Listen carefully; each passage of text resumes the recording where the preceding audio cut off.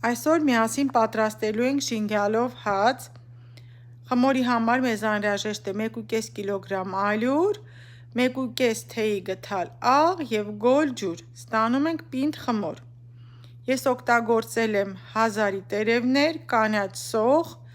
մաղադանոս, համեմ, սամիտ, բազուկի տերևներ և սպանաղ։ Քանի որ գտնվում եմ հեռու Հայաստանից, այդ պատճառով չեմ օգտագործել հենց իսկական կանաչիները ժենգյալով հացի։ Խմորը բաժանում ենք խնձորից մեծ չափսի գնդերի։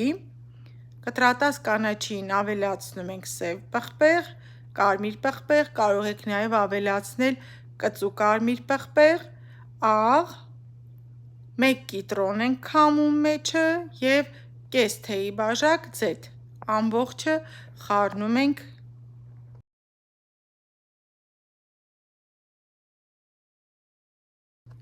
Գնդերը գրտնակով բացում ենք, մեջտեղը լցնում ենք կանաչին, խմորի եզրերը ամրացնում ենք իրար և ձեռքով լավ տարածում։ Պատրաստում ենք տաքացված թավայի մեջ, երբ մի կողմը կարմրում է, շրջում ենք հակառակ կողմը։